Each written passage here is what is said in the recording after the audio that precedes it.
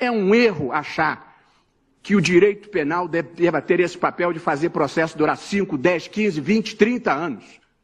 Não é em nenhum lugar do mundo é assim. E não deveria ser o papel da advocacia. O segundo impacto extremamente negativo foi sobre a seletividade do sistema punitivo brasileiro, do sistema penal brasileiro, que tornou muitíssimo mais fácil prender um menino com 100 gramas de maconha do que prender um agente público ou um agente privado que desviou 10, 20, 50 milhões. Esta é a realidade do sistema penal brasileiro. Ele é feito para prender menino pobre e não consegue prender essas pessoas que desviam por corrupção e outros delitos milhões de dinheiros. O desvio mata as pessoas, gente que morre na fila da saúde, gente que não recebe educação, gente que morre na estrada que não sofreu a reforma, gente que anda enlatada em transportes públicos de má qualidade, tudo dinheiro desviado pela corrupção e não se consegue pegar essas pessoas e não vai se conseguir se nós mudarmos isso hoje. 30% da população carcerária são presos não violentos por delitos associados a drogas, outros tantos presos por furto. Mais de 50% da população carcerária não está presa pelos dois crimes que afligem a sociedade brasileira, pelas duas mazelas que afligem a sociedade brasileira: violência por corrupção. Portanto, nós não prendemos os verdadeiros bandidos no Brasil.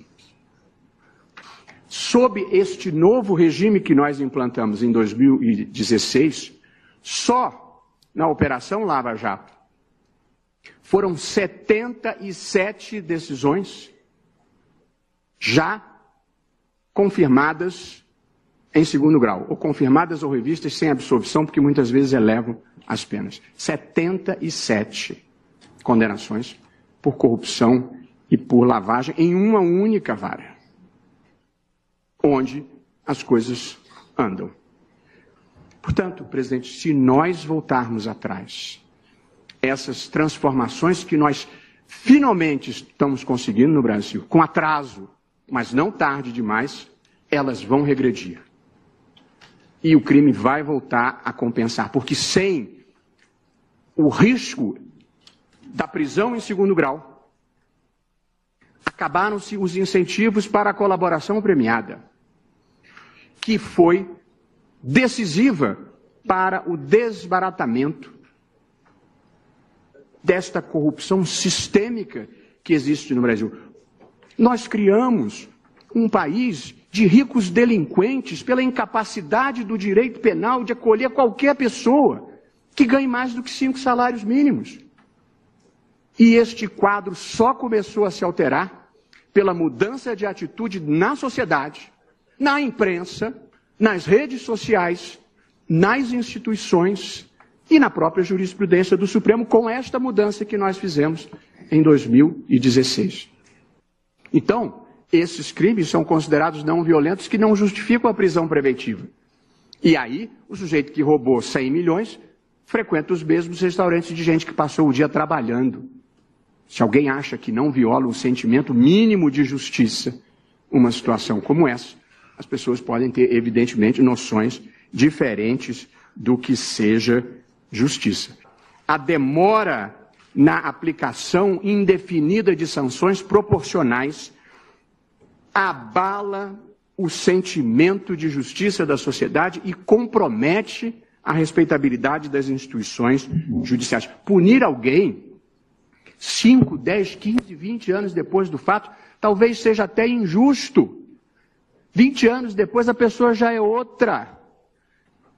Este papel o direito penal não desempenha no Brasil. Essas pessoas não têm medo de nada. Tanto que 3 anos depois da Operação Lava Jato, continuam atuando da mesma forma. Da mesma forma. Nesta reação imensa, nessa operação abafa que existe no Brasil, em que há 2 lotes, os que não querem ser punidos, mas há um lote pior, dos que não querem ficar honestos nem daqui para frente. Uma interpretação que produz consequências absurdas e frustra os sentimentos mínimos de justiça da sociedade, não pode ser a interpretação adequada do texto constitucional. Esse não é o país que eu gostaria de deixar para os meus filhos. Um paraíso de homicidas, estupradores e corruptos.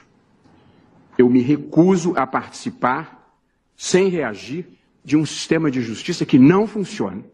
E quando funciona, é para prender menino pobre, geralmente primário e de bons antecedentes.